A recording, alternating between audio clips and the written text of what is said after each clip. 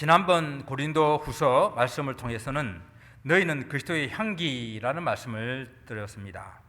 사람은 누구나 어떤 냄새를 풍길 수밖에 없는데 우리가 그리스도인이라면 우리 몸에서는, 우리 삶에서는 그리스도의 향기가 풍겨나야 되지 아니하겠습니까?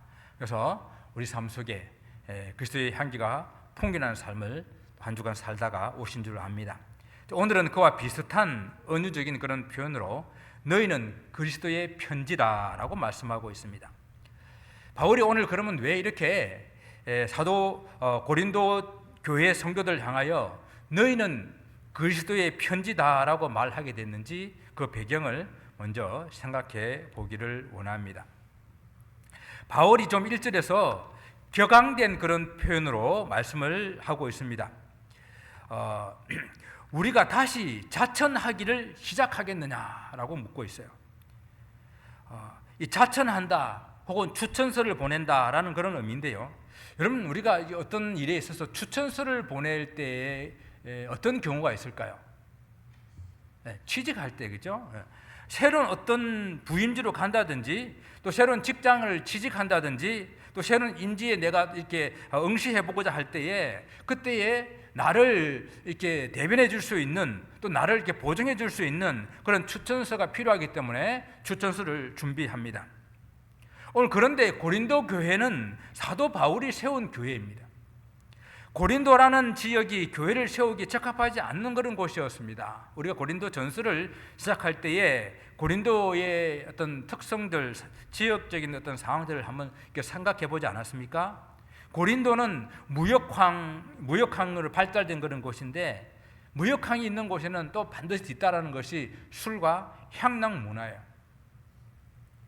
그래서 많은 상인들과 비즈니스하는 사람들이 그곳에 잠시 머물면서 유흥업과 숙박업이 발달되면서 술과 향락 문화가 성행하는 그런 곳이었습니다. 그래서 고린도인이 된다라고 하는 것은 그런 엄난 행위를 한다는 말과 동일하게 쓸 정도로 그렇게 고린도 지역은 대표적인 그런 곳이었습니다.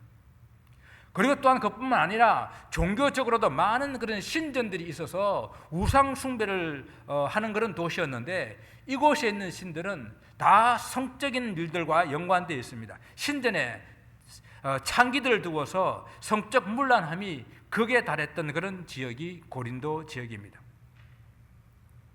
그런 지역에 교회를 세우는 것은 쉽지가 않죠. 그런데 그곳에서 뜻하지 않게 사도 바울이 어느 한 부부를 만났어요. 브리스길라와 아굴라 부부입니다. 이 신실한 부부를 만나가지고 그곳에서부터 교회를 시작한 겁니다. 그런데 제가 많은 곳에 은혜가 많다고요. 의외로 많은 사람들이 하나님 교회를 찾아 나와가지고 고린도 교회가 생가교회로 크게 부흥을 한 겁니다. 그래서 이 일이 하나님께서 열어주신 기회라 생각하고 바울은 그곳에서 1년 6개월 동안 온 심혈을 기울여서 사역을 했습니다. 그리고 그 사역지를 떠났어요. 그리고 5년이 지난 지금에 와서 바울을 반대하는 그런 사람들이 사도 바울의 사도성을 의심하면서 바울 당신이 진짜 사도라고 한다면 왜 추천서를 가지고 오지 않았습니까? 왜 고린도 교회로부터 추천서를 이렇게 받지 못했습니까? 자기가 개척하고 또 이미 사역하고 떠난 그 사람에게 무슨 추천서를 다시 보내달라고, 또 무슨 추천서를 보내가지고 사도임을 증명해라고 말을 하는 것입니까? 그래서 사도 바울이 좀 격앙된 그런 표현으로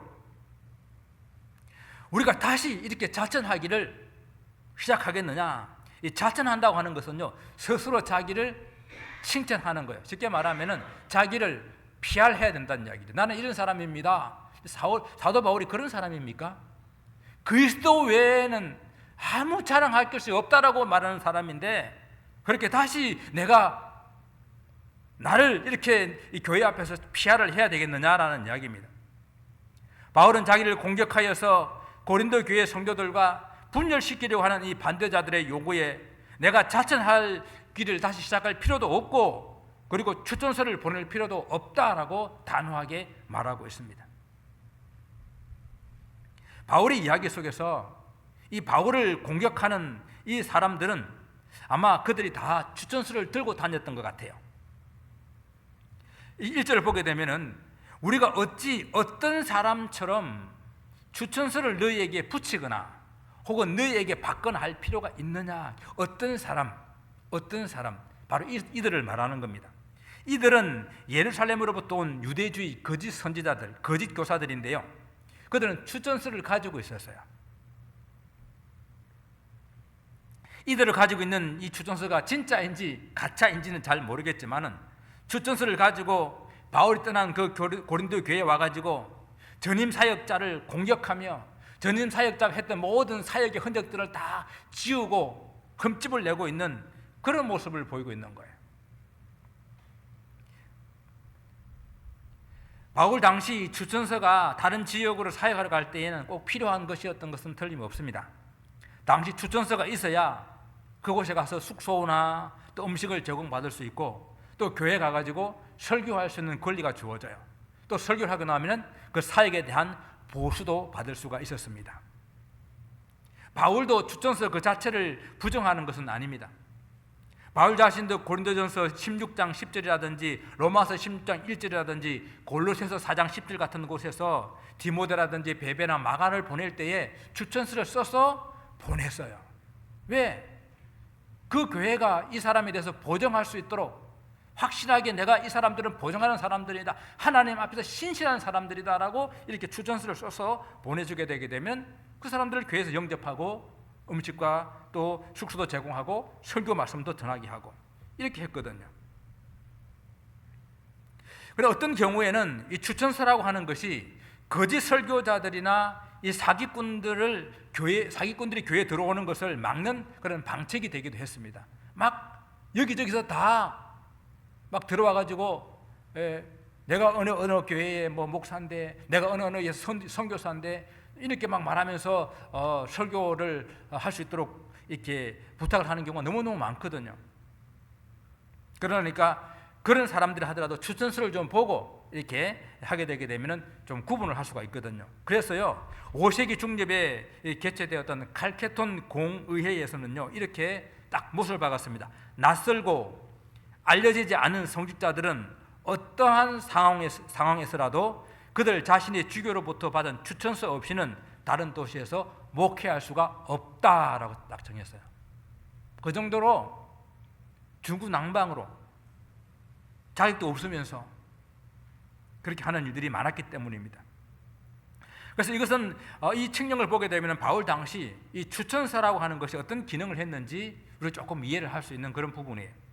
그러나 지금 바울에게 요구하는 이 반대자들은 바울의 이 사역을 흠집을 내기 위해서, 바울의 사도성을 이렇게 의심해가지고 사람들에게 분열시키기 위해서 이렇게 추천서를 요구하고 있는 그런 모습입니다.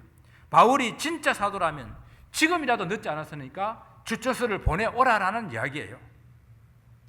바울은 이들의 의도를 알기 때문에 이제 와서 다시 교회에다가 자신을 자천하거나 추천서를 보내거나 할 필요가 없다, 그렇게 이야기하고 있는 것이 1절 말씀입니다. 바울에게는요 스스로 자천하거나 추천서를 보내지 않아도 될 만한 충분한 자격이 있는 충분한 어떤 무엇이 있었습니다. 그것의 사도 바울의 그 사역의 열매고 또 수고의 결실이었던 바로 고린도 교회가 사도 바울에게서는 자천서요 추천서이라는 이야기예요.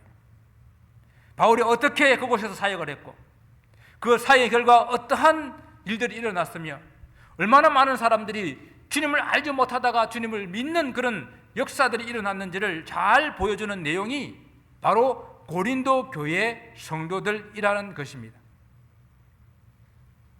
고린도 교회 성도들을 보게 되면요 바울이 어떤 사람인지 잘 알 수 있기 때문에 구태여 추천서를 보낼 필요가 없다라는 것입니다.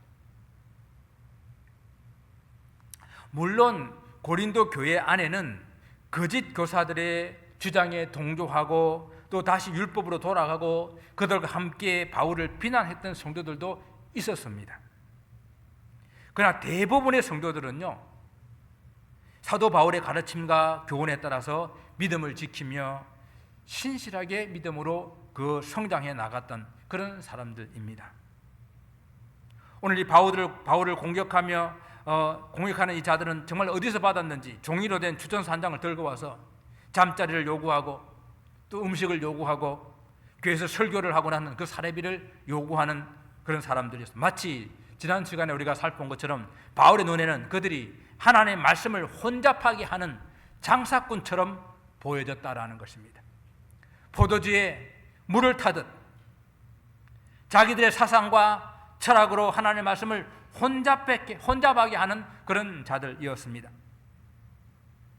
그러나 바울에게서는 보다 중요하고 결정적인 추천서가 바로 하나님께서 자기에게 위임하신 그 복음 전파의 사역을 성실하고도 깨끗한 그런 양심으로 수행해서 얻게 된 그 믿음의 그리스도인들, 그 바로 교회, 고린도 교회였던 것입니다. 말하자면 바울은 자신의 사도성을 보여줄 수 있는 것은 결국 한낱 종이 조각에 불과한 추천서에 들어있는 것이 아니라 바로 회심하여 돌아온 그리스도인들이요, 주님의 교회가 된다는 주장을 하고 있는 것입니다. 그래서 바울은 그들을 향하여 뭐라고 말합니까? 너희는 우리의 편지라, 우리 마음에 썼고 무수 사람이 알고 읽는 바라라고 말씀하고 있습니다. 편지는 사람의 마음을 전하는 가장 아름다운 수단 중에 하나입니다. 여러분, 누군가에게 이게 편지를 써보고 싶다는 그런 생각을 해본 지가 얼마나 됐습니까? 정말 누구한테 편지를 한번 써야지라고 생각하고 이 창가에 앉아서 이게 손으로 편지를 한 써본 지 저도 얼마나 오래됐는지 기억도 안 납니다. 정말 옛날에는 사랑하는 그런 여인들이 서로 헤어지면 하는 말이 편지해, 편지 기다릴게, 이런 말이었잖아요. 그리고 좀 시간이 지나면서 나중에 이제 전화해로 바뀌죠, 그죠? 전화해, 전화 기다릴게. 한때는 이런 것도 있었는데 여러분 기억나십니까? 삐삐해, 삐삐라는 거 기억나세요? 삐삐 세대 있었습니다.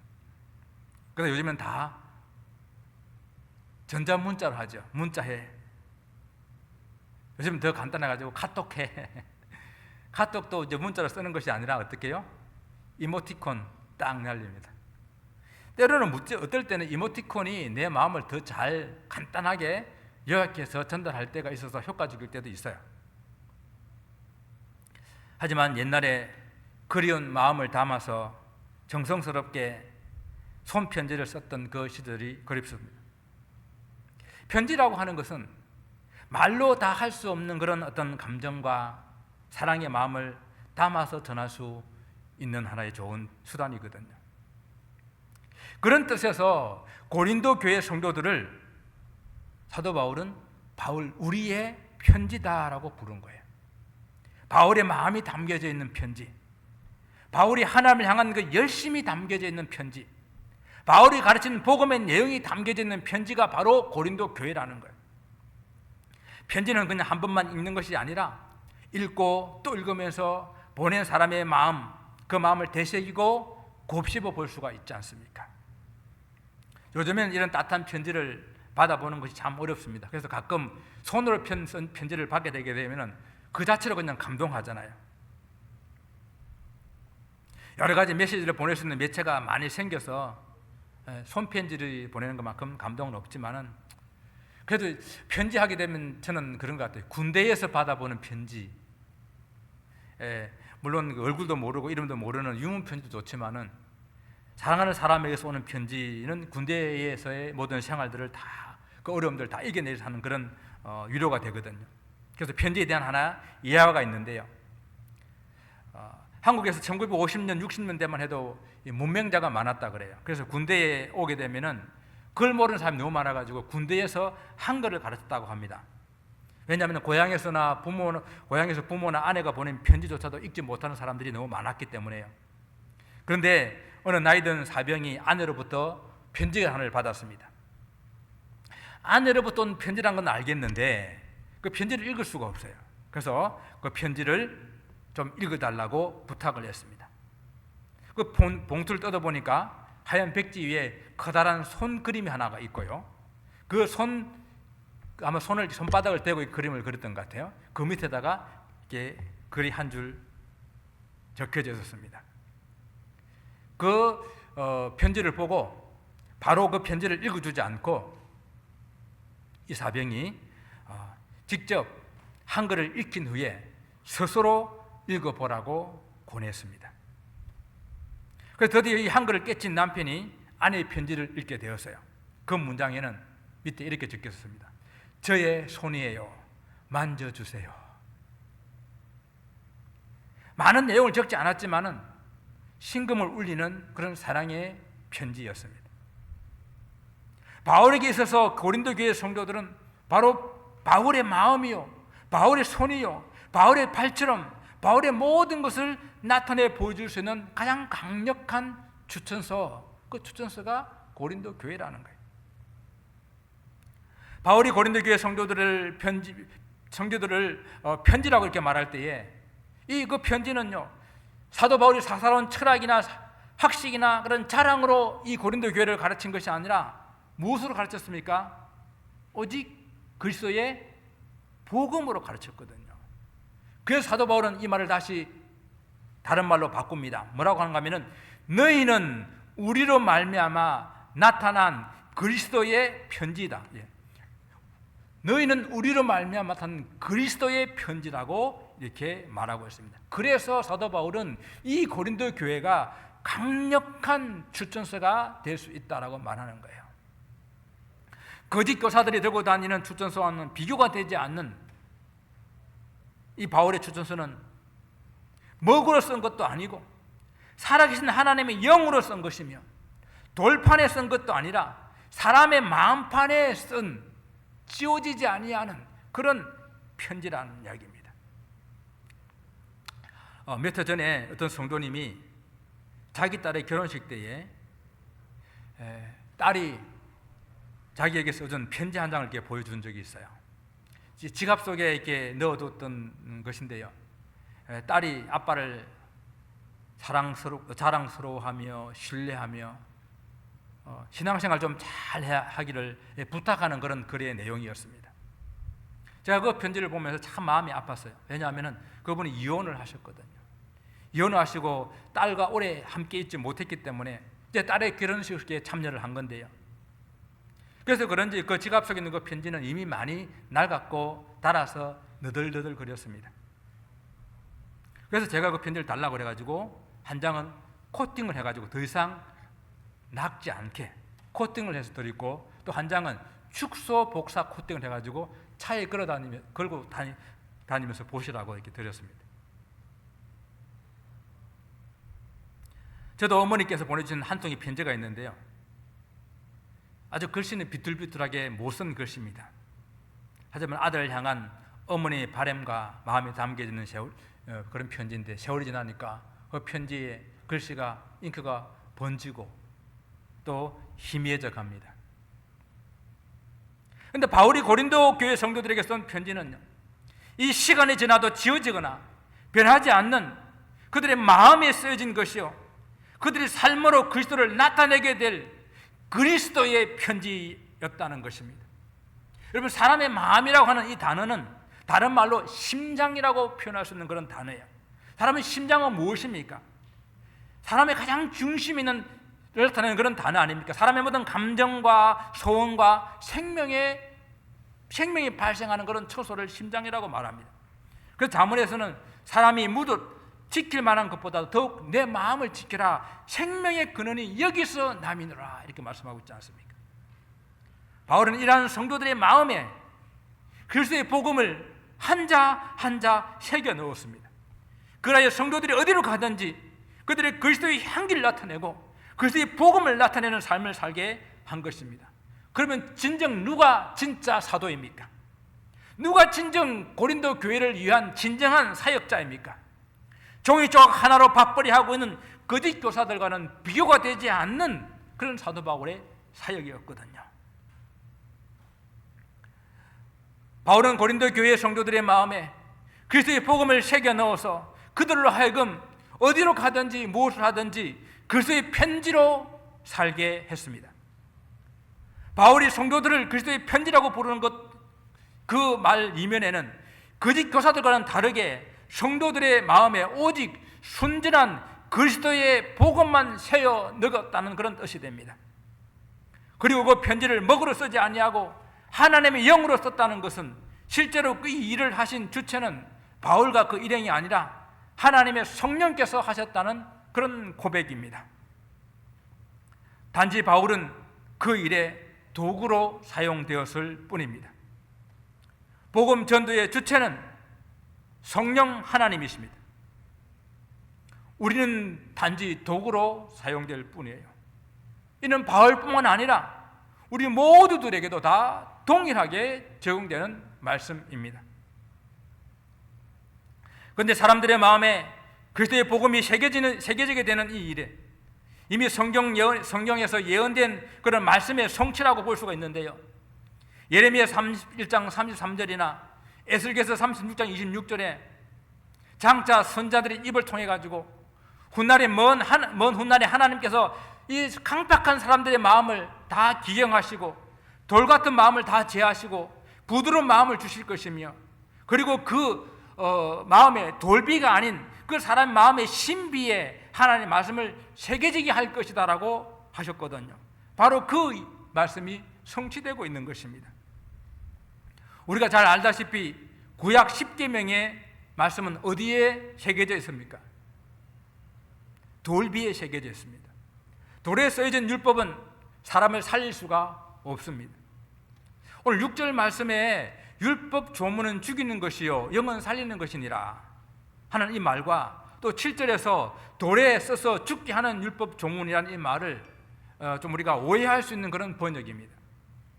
율법의 조문이 사람을 죽이기 위해 주어졌다는 것도 아니고, 이건 단지 율법의 기능과 그 한계를 말씀하고 있는 것입니다. 율법으로 자신의 죄를 깨닫고 죽을 수밖에 없는 그런 존재라는 사실을 알게 된다는 그런 말씀입니다. 돌에 새겨진 율법이 사람을 죽이는 율법은 아니에요. 율법으로 죄를 알게 해서 범죄하지 않도록 말씀해 주셨지만은, 그러나 어느 이 세상 누구 어떤 사람도 율법을 완전하게 지켜서 살 수 있는 사람은 없기 때문에 그렇게 말씀하고 있는 것입니다. 절대 모세의 율법이 부족하다거나 필요 없다는 말씀은 아닌데요. 율법이 정통한 바울이 어떻게 그런 말을 하겠습니까? 오늘 바울은 여기서 모세의 율법을 받아가지고 전수한 이 직분, 이 모세의 이 직분을 영광스러운 직분이었다라고 말합니다. 그래서 그 한 예로 모세가 시내산에서 하나님 율법을 받아가지고 내려오게 될 때에 그 모세가 하나님께 함께 있던 그 시간들 때문에 그 모세의 얼굴에 광채가 났어요. 그래서 사람들이 모세 얼굴을 쳐다볼 수가 없었습니다. 그래서 모세가 얼굴을 그 수건에 덮어야만 했었습니다. 이 이야기를 가지고 모세는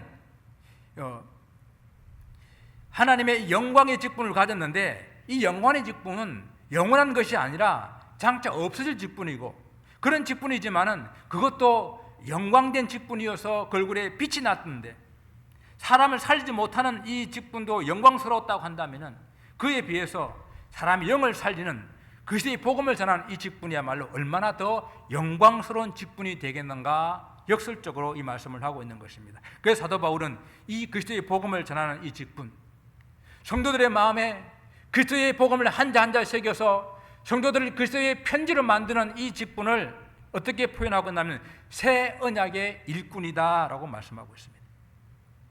새 언약의 일꾼은 영을 살리는 그리스도의 복음을 전하는 직분이기에 세상 그 무엇과도 비교할 수 없는 영광스러운 직분이 된다는 것입니다. 그래서 바울은 자기의 사도성을 의심하고 공격하는 자들에 대해서 그리스도로 말미암아 사도된 영광스러운 직분은 결코 어떤 것들로 인해서 내가 양보할 수 없는 것이다. 만삭되어 나지 못한 나 같은 사람에게도 주님께서 나를 사랑하시고 나에게 이런 놀라운 영광스러운 직분을 맡겨주셨다는 것에 대해서 그는 어디를 가든지 그리스도의 사도임을 자랑하고 또 자랑하는 그런 사람이었습니다. 사랑하는 성도 여러분, 하나님께서 우리에게 주신 그리스도의 편지, 그 편지는 고린도 성도들의 마음에 쓴 이 편지는 바로 하나님의 말씀이요 그리스도의 복음입니다. 생명을 살리는 그리스도의 복음으로 그들 마음에 새겨 넣었습니다. 이러한 일은요, 우리가 매일매일 우리가 말씀을 묵상하고 그 말씀을 마음에 새길 때에 우리에게도 일어나는 것입니다. 설교 말씀을 경청하여 듣고 그 말씀을 마음에 새길 때에 우리 속에도 그리스도의 편지가 새겨지는 것입니다. 성경 공부를 통해서 말씀을 깊이 깨달아 그 마음에 그 말씀을 새길 때도 이렇게 그리스도의 편지가 우리의 가슴 속에 마음 속에 하나씩 새겨지는 것입니다. 그리하여 그리스도의 복음의 말씀을 하나하나 마음밤에 새겨 넣고 우리가 어딜 가든지 무슨 일을 하든지 우리 삶을 통해서 그리스도가 나타나게 하는 삶, 그것이 바로 우리가 그리스도의 편지로 살아가는 것입니다. 그리스도의 편지로 나타난다고 하는 것은 우리가 그리스도께서 말씀하신 대로 살아내는 것을 의미합니다. 바로 이것이 주님께서 저와 여러분을 통해서 원하시는 바입니다. 우리가 그리스도의 편지로 살아내는 것, 우리의 삶을 보게 되면요, 사람들이 그리스도의 편지를 받아서 읽는 것처럼 우리 때문에, 우리의 삶 때문에 다른 사람들이 그리스도의 복음을 알게 되고 그리스도의 복음을 믿게 되는 그런 역사가 일어나는 것입니다.